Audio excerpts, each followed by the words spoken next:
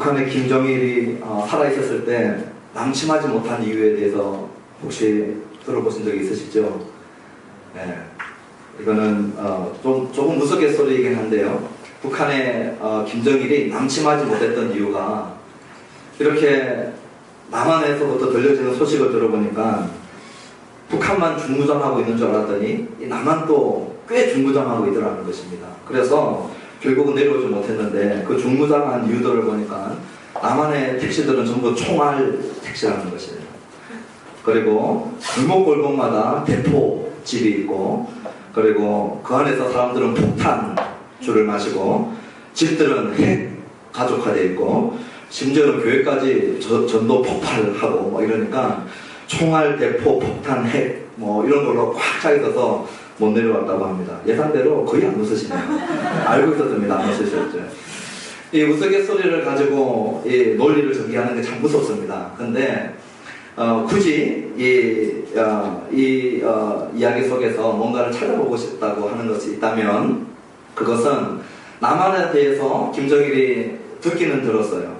택시에 대해서도, 가족에 대해서도, 골목골목마다 있는 술 문화에 대해서도, 또 교회에 대해서도 듣기는 들었는데 피상적으로만 알고 있고 그 안에 있는 그 진정한 의미들은 사실은 몰랐던 것이죠. 그래서 굳이 이 우스갯소리를 통해서 한번 좀 생각해 볼 수 있다는 것은 너무 피상적으로 알고 있었던 그래서 정말 우스갯소리를 끝나버리고 말았는데, 오늘 우리가 읽었던 이 본문 1절부터 24절 마지막 부분에 24절에 예수님께서 이렇게 맞춰버리십니다. 뭐라고 하시냐면 외모로 판단하지 말고 공의롭게 판단하라 하시니라.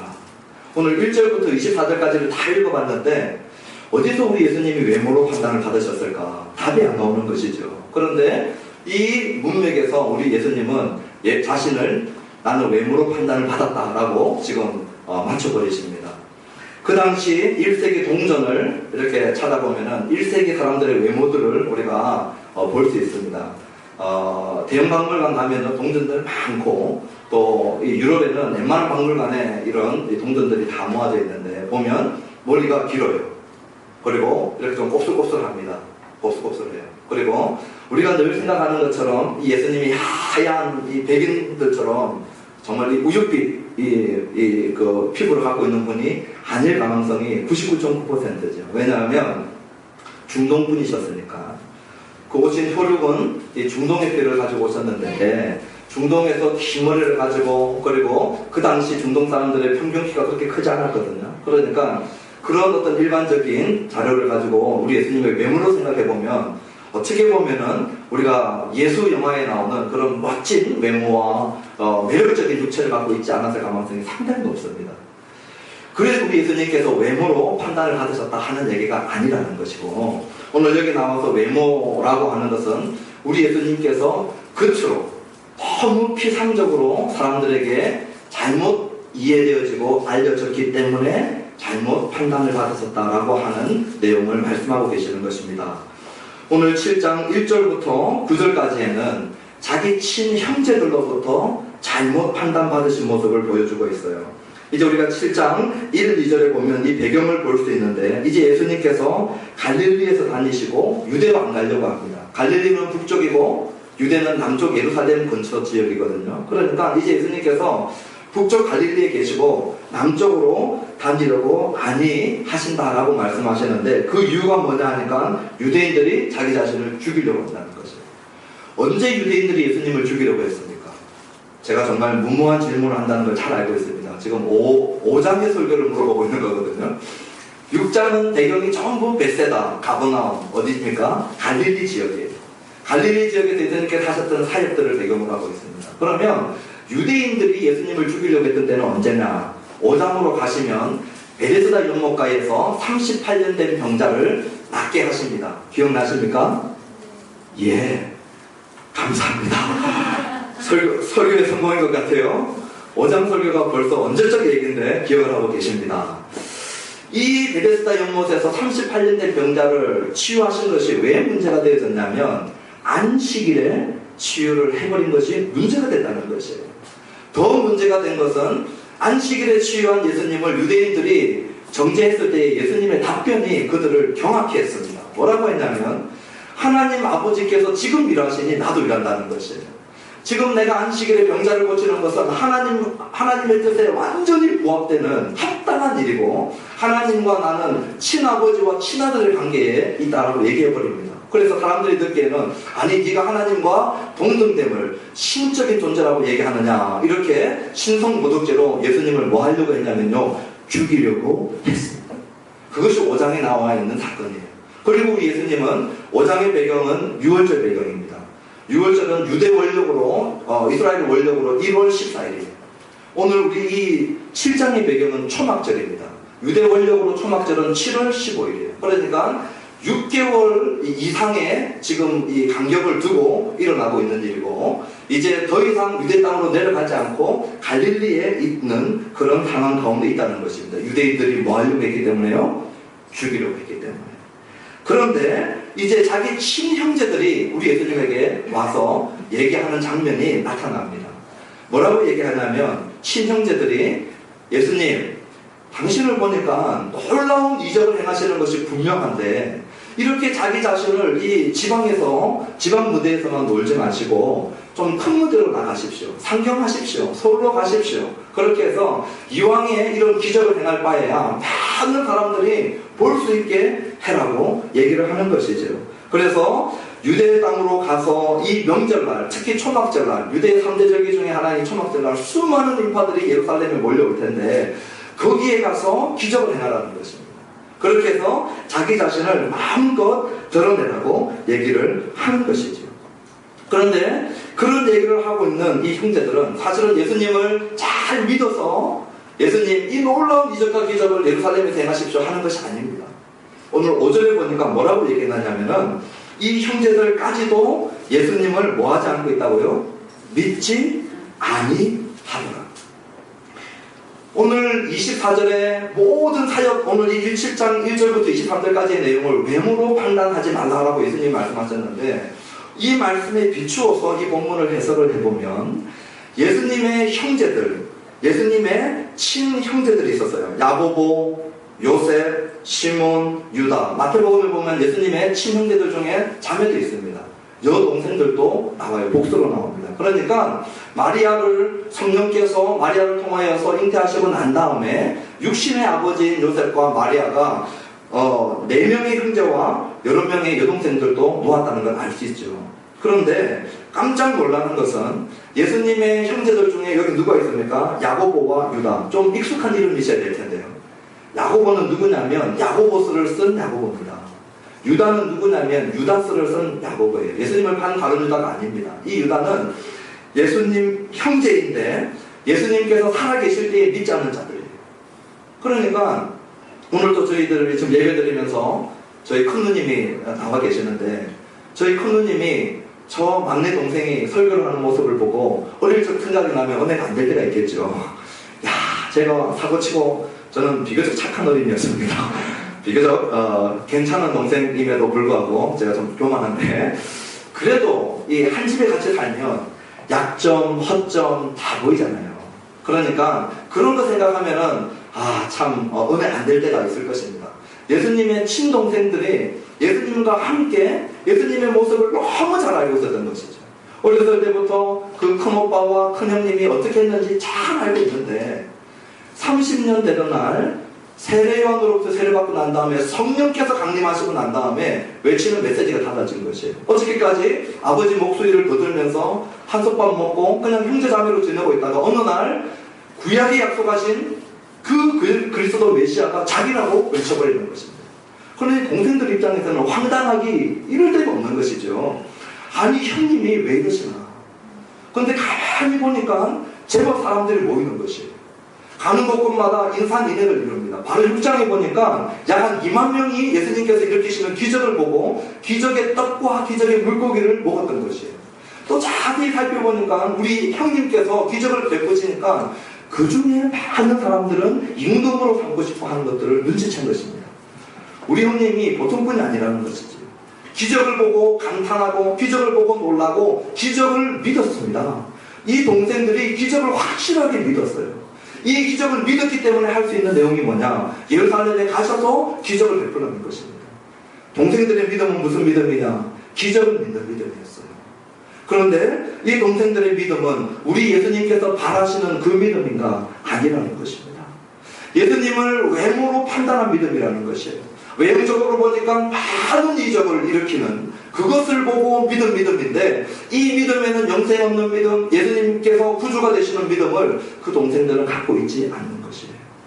그래서 24절에 외모로 판단하지 말라 하신 큰 이유 중에 하나가 이 형제들과 관련되어져서는 기적을 믿는 그 예수님의 외적인 능력만을 보고 예수님의 이 땅에 오신 참 예수님을 발견하지 못하는 상태에 이르러 있기 때문에 5절에 그 형제들까지도 아직 예수를 믿지 아니함이로라, 이렇게 말씀하신 것입니다. 오늘날 많은 사람들이 교회에 몰려오는데, 교회에 몰려오는 이유 중에 하나는요, 기적을 체험한 사람들이 있습니다. 정말 하나님께서 일으키시는 놀라운 기적을 체험하고 교회로 몰려오고 주님을 따라가지만 그 안에 우리 주님께서 전부 다 그들에게 예수를 믿고 있다라고 말씀하지 않을 가능성이 상당히 많아요. 오늘 우리 형제들의 모습을 볼 때 기적을 쫓아갔던 자들 중에 그 중에 참 믿음을 가진 자도 있을 것이지만, 그렇지 않고 오늘 여기 형제들처럼 예수님을 믿지 않는다라고 하는 예수님의 선언을 들을 자들도 있다라고 하는 것입니다. 그러면서 그들이 이제 예수님 세상에서 올라가라, 명절에 올라가라고 얘기하는데 우리 주님이 가시지 않으면서 그 형제들과 세상을 하나로 동일시 지키는 것이 7절에 나옵니다. 예수님께서 뭐라고 말씀하시냐면, 세상이 너희를 미워하지 않고 세상은 나를 미워한다는 것이에요. 왜냐하면 이 세상이 악하다는 것을 우리 주님께서 정언을 했기 때문에 세상은 예수님을 미워하지만 세상은 예수님의 친동생들을 미워하지 않는다는 것입니다. 다시 말해서 예수님의 친동생들과 세상은 하나라는 것이에요. 서로 잘 통한다는 것입니다. 서로 한 부류라는 것이에요. 그래서 결국은 세상과 친동생들은 하나가 되어지고 그들이 예수님을 조롱하고 불신하는 모습을 보여주고 있는데, 그 이유가 예수님의 기적만을 보고 참믿음으로 나오지 못한 예수님의 외적인 모습만을 보고 판단한 잘못된 믿음의 모습을 보여주고 있는 것입니다. 감사하게도 나중에 예수님의 형제들 중에 2명은 확실하게 돌아오죠. 제가 말씀드렸던 야고보와 유다는 나중에 예수님의 부활 이후에, 죽었다가 장사 지내고 난 다음에 부활 이후에 부활하신 주님을 만나고 오순절 사건 이후에, 성령 강림 이후에 그들은 예수님의 참 제자가 되어집니다. 그래서 자기 형님을 더 이상 큰형님 하지 않고 야고보서와 유다서에 뭐라고 합니까? 오직 하나님에게 붙이는 주라고 고백을 하는 모습을 보게 됩니다. 이 말씀을 듣고 있었던 초대교회 상황은 어땠을까요? 이제 사도 요한이 이 말씀을 전하고 있는데, 이제 막 예수 믿고 가정에서 1명 또는 2명 예수 믿는 사람들이 있었을 것입니다. 그때는 힘 있는 데까지 나왔잖아요. 형제들이, 하나님께서 힘 주시는 데까지 나와서 많은 형제들이 있었다는 것이죠. 그 중에 이 1세기에 처음 예수 믿었던 사람들 가운데 그런 고민들이 있었을 것입니다. 나는 예수님을 믿고 있는데 내 가족들이 예수 믿는 자리에 나오지 못하는 사람들이 있었을 것이에요. 아마 오늘 이 말씀을 들을 때에 예수님마저도 예수님 공생애의 많은 시간들을 자기 가족들과 함께 보냈지만 자기 가족들 중에 예수님을 믿지 않는 자들이 있었다는 것입니다. 오늘 우리 예배드리는 우리 성도님들 가운데서 아마 가족 구원을 놓고 염려하고 또 기도하는 분들 있는 줄 압니다. 우리 예수님의 모습 속에서 우리가 낙심하지 않는 것은 예수님 친동생들도 예수님을 오해하고 불신했던 그런 시간들이 있었어요. 그렇지만 나중에 그들이 믿음의 대열로 돌아오는 것을 봅니다. 우리 안에서도 내가 예수 믿으면서 이 믿음 안에 붙어있고 우리 하나님의 능력을 구하고 기도할 때에 우리 가족들이 하나님의 때에 주님 앞에 돌아오는 것을 보게 될 줄로 믿습니다. 예. 오늘 여기 우리 주님께서 또 하나 말씀해 주시고 있는 것이 뭐냐면은 너희들의 때와 내 때가 다르다는 것입니다. 이제 저희들이 요한복음 7장까지 왔으면 요한복음에서 내 때, 나의 시간, 나의 때는 무엇을 가리키는지 제가 2장부터 많이 강조를 했었습니다. 이 요한복음에 나타나는 나의 때는 예수님의 십자가의 때입니다. 예수님이 이 땅에 오셔서 하나님의 사명을 다 감당하고 마지막으로 십자가에서 유월절 제물되어서 대신 죽는 때예요. 그러니까 내 때는 사람에 의해서 조정되지 아니하고 오직 하나님에 의해서만 조정되는 것입니다. 그래서 하나님의 시간표를 따라서 하나님의 때에 우리 예수님께서 예루살렘에 올라가서 6월절 어린 양으로 십자가에 달려 돌아가시는 것이에요. 그래서 동생들이 가라고 해도 가지 않습니다. 사람들이 가라고 해도 가지 않습니다. 사람들이 주문해도 하지 않습니다. 오직 우리 예수님은 하나님의 뜻과 하나님의 시간표에 맞춰서만 움직이시는데, 오늘 형제들의 오해 중에 하나가 뭐냐면, 많은 제자들이 6장에서 예수님을 등졌지요. 우리 예수님께서 기적을 베풀었더니 수많은 사람들이 따라왔습니다. 와, 기적, 미라클 메이커가 되니까 사람들이 따라오는데, 따라온 사람들에게 우리 예수님께서 진리의 말씀을 선포해 주니까 아이고 어렵다 하고 다 등을 돌려버렸어요. 내가 이해하지 못하겠다 하고 등을 돌렸습니다. 우리가 6장의 말씀 기억나시죠? 사람들이 등 돌려서 많은 사람들이 예수님을 배반하고 등을 돌리고 떠나버렸습니다. 그러니 1세기 유대 문화 속에 동생들의 입장에서 자기 형님이 사람들로부터 인정을 받고 이 칭송을 받다가 많은 사람들이 등 돌리는 것을 경험하는 것은, 우리나라도 체면 문화지만 이 중동 이스라엘도 체면 문화거든요. 중동 지역도 엄청난 체면 문화입니다. 그러니까 자기 형님이 존경의 대상에서 배신의 대상이 됐던 것이죠. 사람들이 등을 돌리는 대상이 된 것입니다. 그러니까 동생들 입장에서는 이 많은 이 체면을 실추한 것이죠. 그래서 동생들 마음속에 어떤 마음이 들었냐면, 이 체면 실추한 것을 만회하라는 것이죠. 그래서 능력을 베풀 수 있는 분이 갈릴리에서 제자들이 다 떠나가는데 왜 굳이 갈릴리에 남아 계십니까? 장소를 옮겨서 무대를 바꾸라는 것입니다. 그리고 능력은 있으니까 예루살렘에 가서 기적을 베푸면 수많은 제자들이 예수님을 따르고 다시 명예도 회복하고 인기도 회복할 거 아닙니까? 이게 깔려있는 것이에요. 그런데 우리 예수님께 있어서, 평생에 우리 예수님에게 있어서 영광은 사람들의 인정과 사람들의 따름과 사람들의 칭찬이 아니었죠. 끊임없이 우리 예수님의 영광은 뭐였냐면은 하나님의 인정과 하나님을 영원하게 하는 것이 자기 인생의 모든 것이었습니다. 그래서 십자가의 때가 나의 때인데, 우리 요한복음만 우리 예수님의 십자가의 죽음을 이제 12장에 가면 말씀해 주시는데 영광의 사건으로 설명하고 있어요. 십자가가 우리 예수님에게 있어서 가장 영화로운 사건이다. 수많은 사람이 나를 임금으로 칭송하고 나를 따라오는 것을 영광과 성공으로 여기지 아니하시고, 십자가에서 아버지의 뜻을 다 이루어서 자기 자신을 제물로 되어드리고 주님의 뜻을 성취하는 그 사건이 내 인생의 최고의 성공이요 최고의 영광이다, 이렇게 얘기하십니다.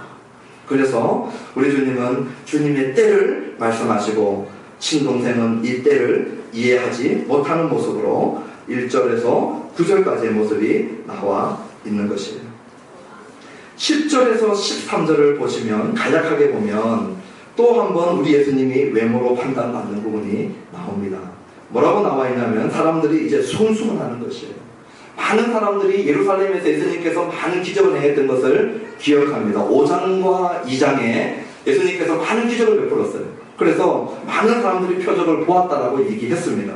우리 예수님이 표적을 본 사람들에게 자기 자신을 맡기지 않았거든요. 왜냐하면 그들 중심 속에 동기가 잘못되어 있다는 걸 꿰뚫어 보셨기 때문에. 그러니까 오늘 여기 많은 사람들이 수근수근하면서 아직도 그 사람들 중에 두 가지 의견으로 나누는데, 12절에 보니까 한 사람은 우리 예수님 괜찮은 사람이야, 좋은 사람이야, 또 한쪽에서는 무리를 미혹하는 자다 얘기하고 있어요. 오늘 여기 이 두 가지로 나눠지는 평가들은 우리 세상에 나가도 마찬가지입니다. 세상에 많은 사람들이 예수님 성인군자 중에 한 명이야, 부처님, 공자님, 예수님 괜찮은 분이야, 좋은 분이야 라고 얘기를 합니다. 그렇지만 또 어떤 사람들은 우리 기독교를 동물의 이름을 붙여가면서 그냥 극단적인 반대를 하는 사람들도 있죠. 예수님에 대해서 또 예수님에 의해서 태워진 이 교회에 대해서 극단적인 반감을 갖고 있는 사람들도 있습니다. 오늘 여기 무리를 미혹한다라고 하는 이 말은 그냥 사람들을 대충 속인다는 말이 아니라, 유대인들 사회 속에서 구약 성경 가운데 무리를 속이는 자는 죽여야 할 죄인들이에요. 신명기 13장 12절 이하에 보면 무리를 미혹해 한 자는 죽이끔 되어 있습니다. 우리로 치면 이단 사상을 퍼뜨리고 하나님의 백성에게 잘못된 종교와 신앙을 불어넣는 자들을 가리켜서 미혹하는 자라고 하는 명칭을 줍니다. 그러니까 예수님을 아주 악하게 평가하는 것이죠. 한쪽에서는 좋게 평가하고 한쪽에서는 악하게 평가하는데, 그들이 좋게 평가하는 것, 악하게 평가하는 것이 너무 피상적이에요. 그것이 얼마나 피상적인 것인 줄 아냐면 어느 누구도 확신 가운데 말하지 못할 만큼 피상적입니다. 13절에 보니까 유대인들 앞에서 말 한마디도 꺼내지 못하는 것이에요. 좋긴 좋은 것 같은데 그 깊은 확신이 없는 것입니다. 예수님을 너무 거달기로 하는 것이에요. 이 사람이 미혹하는 자 같은데 말하지 못합니다. 시험 앞에서 사람들 앞에서 말하지 못하는 피상적인 그런 알무로 끝나버리는 것이죠. 또 14절과 15절에 보면 또 하나 우리 예수님에 대해서 피상적으로 아는 모습들이 나옵니다. 외모로 겉으로만 판단하는 모습들이 나오는데 15절에 보면 많은 유대인들이 우리 예수님의 가르침을 보고 깜짝 놀랍니다. 15절 보십시오. 그들이 놀랍게 여기는 이유 중에 하나가 뭐냐면 배우지 않은 사람이 어떻게 이렇게 글을 아느냐는 것이에요. 우리 예수님의 가르침을 들어보니까 그 당시에 많은 랍비들하고 차이가 있습니다. 그 당시 랍비들이 가르치는 특징이 무엇이냐면 자기 선생님의 이름을 대면서 가르치는 것이죠. 그래서 나는 가말리엘 문화생이다. 나는 다른 유대교의 랍비들의 이름을 대면서 가르쳤습니다. 그리고 선생님의 이름, 학파의 이름들을 대면서 학문적인 것들을 뒤로 배경을 하고 가르쳐왔다는 것이죠. 그런데 우리 예수님은 보니까 어느 문화생으로 있지도 않았고 우리로 치면 신학교도 안 다니셨는데 얘기를 들어보니까 설교를 들어보니까 너무 잘 가르치시는 거예요. 그 깨달음이 그 깊이가 선생님들보다 랍비들보다 월등하게 낮다는 것입니다. 그래서 많은 설교와 가르침을 들어본 사람들이 예수님의 설교와 가르침을 듣고 난 다음에 놀랍게 여기는 것이에요. 많은 사람들이 예수님의 가르침을 정말 좋은 가르침이다. 정말 이 공자나 석가모니처럼 아니면은 어떤 이 성인군자들처럼 좋은 가르침이다라고 인정하는 사람들이 많습니다. 오늘 여기 유대인들도 예수님의 가르침에 대해서 감동받았던 것이에요. 지금 우리들의 언어로 얘기하면 은혜 받은 것입니다. 와, 예수님의 가르침이 정말 놀랐구나. 이야, 저 목사 설교 정말 잘하는구나. 내 귀에 그냥 쏙쏙 들어오는구나. 이 무슨 말 하는지 그냥 쉽게 얘기해 주는구나. 깊이까지 있네. 칭찬을 막 하는 것이에요. 그런데 우리 예수님은 뭐라고 하냐면 이 가르침으로 놀랍고 감동받는 이 사람들도 나를 피상적으로 안다라고 그 내면 세계를 집어서 얘기해주고 있습니다. 앞쪽에 형제들이 외적인 기적을 보고 와, 우리 예수님 이런 분이야 하고 평가하고 따르는 것 같지만 실제로 그들은 믿음 없는 자였듯이 오늘 여기는 기적이 아닌 예수님의 가르침에 놀라고 가르침에 반응하고 가르침에 은혜 받았다고 얘기하지만 우리 예수님은 뭐라고 하냐면 그들도 나를 피상적으로 알고 있다. 16절 이하의 말씀에 주고 계십니다. 16절 이하에 보니까 이렇게 말씀하십니다. 너희들이 내 교훈에 놀라고 있나? 사실은 이것은 내 교훈이 아닌데 이것은 나를 보내신 분의 교훈이야. 이렇게 얘기하는 것이에요. 이건 내 교훈도 아닌데 내 교훈인 줄 알고 놀라고 있구나. 이것은 나를 보내신 우리 하나님의 교훈이야. 두 번째는 뭐라고 하냐면 너희들이 깜짝 놀라고 반응하고 은혜 받았다고 하지만 사실은 아무것도 알지 못하고 지금 은혜 받았다고 얘기하는 것이야. 17절에 보니까 사람이 하나님의 뜻을 행하려 하면 이것이 하나님께로부터 왔는지 안다. 그때 안다. 이렇게 말씀하셨어요. 그러니까 하나님의 뜻을 행하려고 하는 중심 없이 하나님의 교훈을 알 길이 없다는 것입니다. 놀랍죠? 오늘 많은 사람들이 하나님을 알면 하나님을 믿으려고 하는 것이죠. 오늘 많은 사람들이 하나님이 이해되면 하나님을 믿겠다라고 하는 것입니다. 그런데 요한복음은 하나님의 뜻을 행하려고 하는 원함이 있는 자가 결국 하나님을 알게 되고 6장 69절에는 베드로의 고백이 뭐냐면 예수님이 하나님의 거룩한 자이신 줄 믿고 압니다. 먼저 믿으면 알면 단계로 나간다는 것이에요. 오늘 성경은 요한복음은 알고 믿는 것이 아니라 믿고 알고 원하고 안다는 것입니다. 이것은 마치 1차원의 세계에 살고 있는 사람들이 4차원의 세계를 이해하지 못하는 것 같아요. 1차원에 있으면서 내가 4차원을 다 이해하면 그때 이 4차원을 받아들일 거야. 1차원에 있는 사람들은 이 내 구조상 4차원을 알 수가 없는 것이에요. 평면적인 삶을 사람들이 이 입체에 대해서 알 필요 없는 것이죠. 그러는데 이 1차원에서 4차원의 세계를 알 수 있는 길이 있다라고 한다면 그냥 아예 패러다임 자체를 확 바꿔버리는 것입니다. 패러다임 자체를 다 바꿔서 1차원의 세계에서 4차원으로 이사를 가는 것이에요. 그 안에 들어가서 살아버리는 것입니다.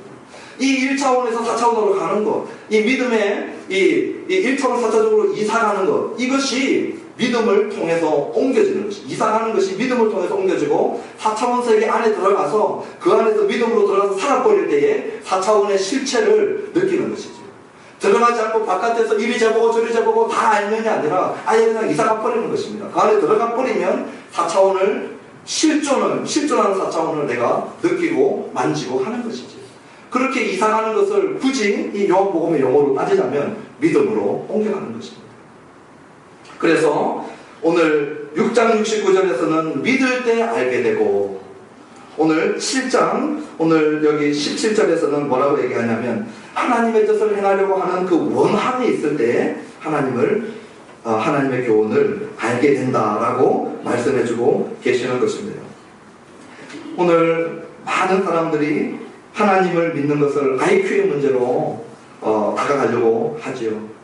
이 작은 뇌로 하나님을 다 이해하려고 합니다. 내 IQ를 가지고 하나님의 IQ를 내 것으로 생각을 하고 내 수준으로 생각하고 이해하려고 합니다. 오늘 요한복음은 저희들에게 뇌를 주신 우리 하나님이 우리의 뇌를 사용할 것을 기뻐하셔요. 이것을 무시하지 않습니다. 어떻게 알고 있습니까? 예수님과 사도 바울이 생각하라 많이 말씀하셔요. 우리의 머리 구조, 우리의 뇌를 가지고 많이 생각할 것을 말씀하십니다. 그러나 하나님을 아는 지혜에 들어가는 것은 결국은 믿음의 역사라고 하는 것을 말씀해 주시고, IQ의 문제가 아니고 우리 안에 원함의 문제가 더 크다는 것입니다. 하나님의 뜻을 행하려 하면, 원어에서는 이 펠로우라고 하는 단어를 써서 하나님의 뜻을 행하기를 원하면 알리라, 이렇게 말씀하고 계시는 것이에요. 그런데 그들이 하나님의 뜻을 하기를 원하지 않는다는 것을 18절 이후에 우리 주님께서 잘 보여주고 계시는데, 첫 번째로 그들이 하나님의 뜻을 원하지 않는 것은 자기 영광 구하는 것에서 드러내 보여주십니다. 그들이 하나님의 영광을 위해서 사는 이스라엘 백성, 유대인이었지만 그 실체를 뚫고 들어가 보니까 하나님의 영광을 구하지 않냐고 자기 영광으로 가득 차 있다는 것이에요.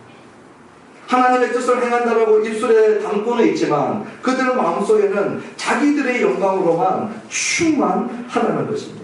그래서 하나님의 영광을 구하는 것이 그 안에 없는 것이에요. 오히려 그 안에는 이 불의가 가득한 것을 말씀해주고 계시는데, 19절 이하의 그 모습이 이렇게 드러납니다.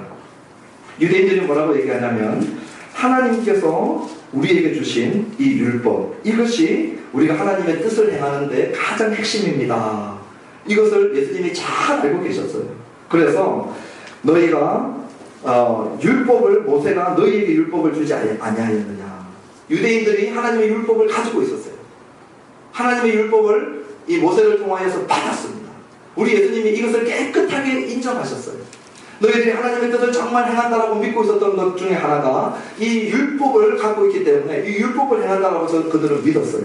그런데 오늘 예수님이 그들의 착각을 말씀해 주셔요. 무슨 착각이냐 하면, 그들이 무슨 착각을 했냐면 19절에 뭐라고 말씀하시냐면 너희들이 율법을 가지고 있는 것, 너희들이 율법을 받은 것은 사실이지만 너희들 가운데 율법을 지키는 자가 없다는 것이에요.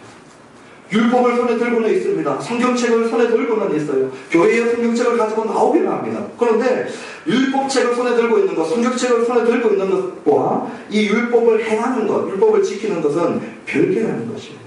정말로 율법을 가지고 하나님의 뜻을 발견하고 이 발견한 하나님의 뜻을 행하는 자를 우리 하나님이 찾고 계시는데, 오늘 유대인들은 율법을 가지고만 있고 율법을 지키며 행하는 자가 한 명도 없다는 것입니다. 어떻게 합니까?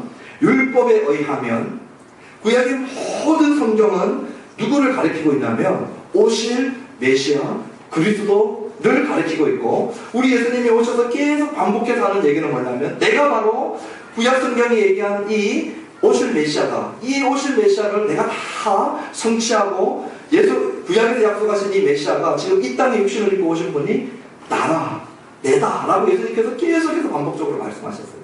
그런데 율법을 가지고 있으면서도 이 예수님을 알지 못하고 어떻게 합니까? 19절에 어찌하여 나를 죽이려 하느냐. 율법을 손에 들고 율법의 완성이신 그리스도가 와 계신데도 불구하고 지키지 않는 모습을 보여주고 있는 것입니다. 그들은 반문을 하죠. 우리가 언제 예수님 죽이려 했습니까? 그런데 7장 1절에 이미 그들의 의도를 다 요한은 말해줘 버렸어요. 그리고 5장에서 그들이 예수님을 얼마나 죽이려고 했는지 이미 우리 독자들은 다 알고 있습니다. 그러니 지금 이 사람들이 우리가 언제 예수님을 죽이려 했습니까? 반문하는 것은, 20절에 반문하는 것은 그들 안에 거짓이 드러나는 것이죠. 그러면서 그들은 예수님 당신 미쳤습니다, 당신 귀신 들렸습니다 라고 이제 비방과 모함을 하게 되는 것입니다. 이럴 때에 우리 예수님께서 또 하나 그들이 율법을 가지고 있고 행하지 않는 것을 얘기해 주면서 무슨 얘기를 하시냐면, 내가 5장에서 6개월 전에 베데스다 연못에서 38년 된 병자를 살려서 안식일날 치유한 것을 가지고 너희들이 왈가불가하는데, 너희들은 가만히 보니까 이 안식일날 할례하는 것은 괜찮다고 하거든요. 그 당시에 사람들이 안식일날 이 8일 된 어린아이의 생식기 표피를 끊는 이 할례하는 일은 쉬운 일이 아닙니다. 피를 보는 일이고요. 이 아이의 울음소리와 고통, 부모들이 잡고 또 레위인들이 관여되고 복잡한 일입니다. 어떻게 보면은 까다로운 일이죠. 그런데 그들 마음속에 무슨 신앙이 있었냐면, 안식일날 할례하는 것은 이 어린아이를 온전케 하는 것이다라고 믿고 있었어요.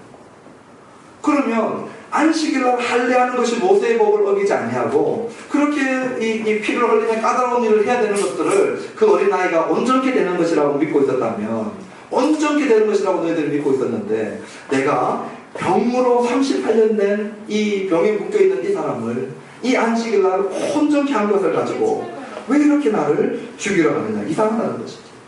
오늘 그들 마음속에 정말로 모세의 율법을 지키고 해야려고 하는 의도가 없는 것이 여러 가지로 드러나버리고 말았습니다. 23절에 보니까 이 핵심이 찔렸을 때의 그들의 반응을 보십시오.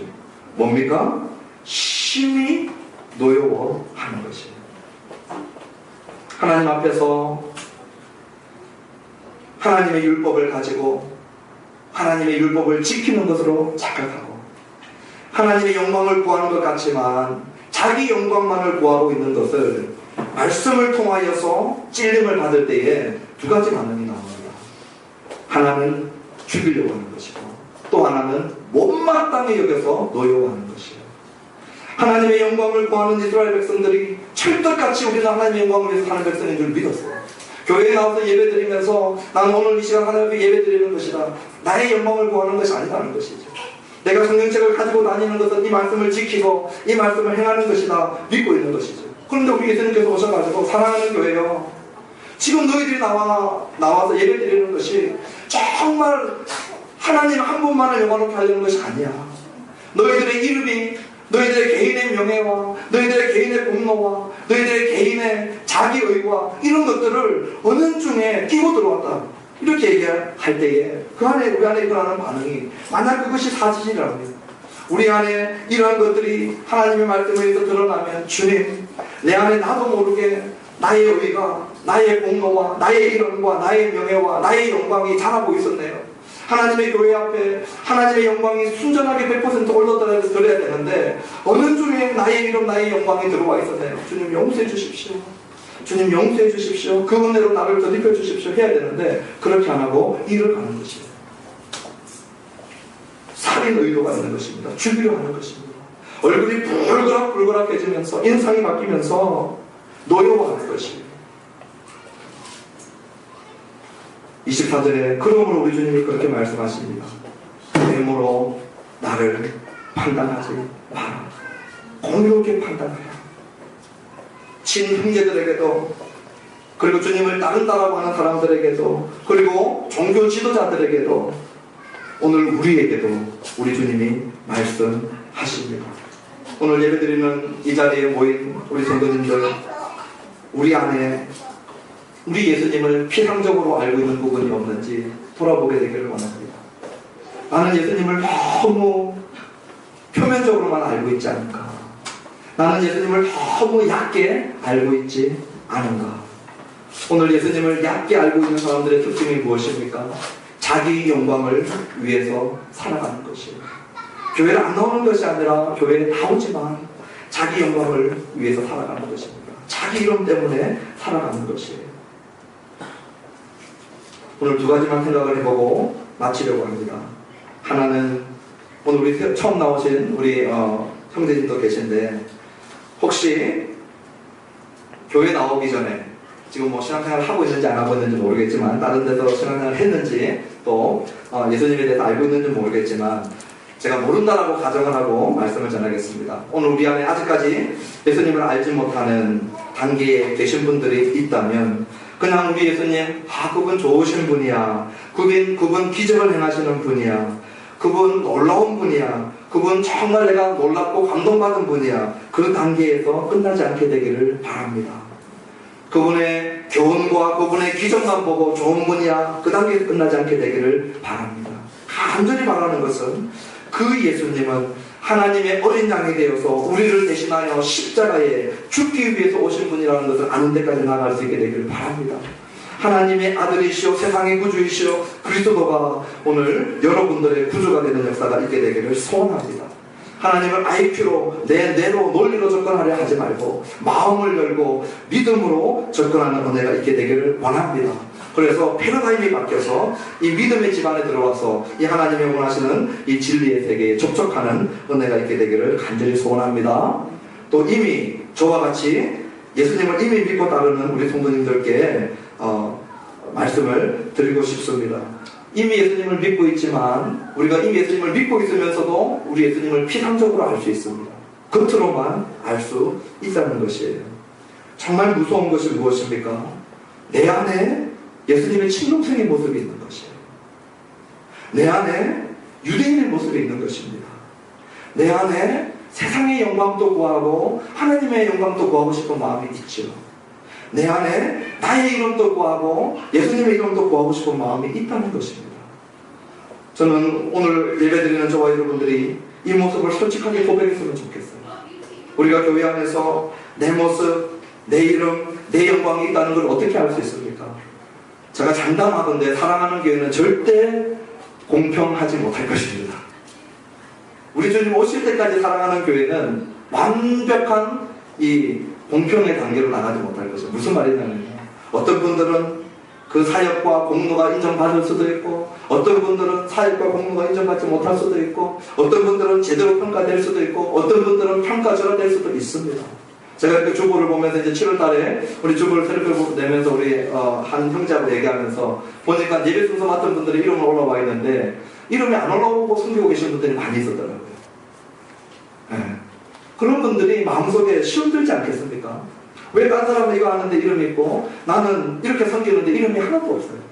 제가 그런 분들의 불평을 한 번도 못 들어봤습니다. 지금 묵묵하게 섬기고 계시죠. 근데 제가 장담하던데 주보를 아무리 개편하고 아무리 고쳐도 우리 교회에서 여러 가지 섬기는 모습들이 절대 완벽하게 평가는 하나님만 하시고 우리 사람들의 눈에 의해서는 평가받지 못할 것인데 그럴 때에 자기 이름, 자기 영광이 주가 되어서 사역하게 되면 어떻게 됩니까? 하나님의 이름, 하나님의 영광은 관심 없는 것입니다. 자기가 상처받았을 때에 드러나는 반응들이 노하게 되고 분노하게 되고 정말 이 미움과 원망이 정말 죽이고 싶은 마음이 올라오는 것이죠. 열불이 나는 것이죠. 두려운 것입니다. 우리 안에 이 모습이 있다는 것이 친동생의 모습, 유대인들의 모습. 그러나 이 모습을 인정하면서 오늘 저와 여러분들이 하나님 앞에 이 말씀을 받으면서 정말로 주님의 영광을 사모하는 것이 우리를 주관하는 데까지 나가게 되기를 간절히 사모합니다. 우리 안에 하나님의 영광을 사모하다가 우리 자신의 주인 되어서 자신의 영광을 구하는 삶에서 하나님의 영광을 구하는 삶으로 변화되어 가기를 원하는 것입니다. 그런 변화가 우리의 말에, 우리의 행동에, 우리 교회 안에 있기를 원합니다. 아멘. 하나님이 주신 뜻, 하나님의 그 이름, 그 영광이 너무 귀해서 묵묵히 십자가의 영성에 묶여서 공동체를 위하여, 그 이름을 위하여, 그 영광을 위하여 살아가는 저와 여러분 되기를 주님의 이름으로 축원합니다. 기도하겠습니다.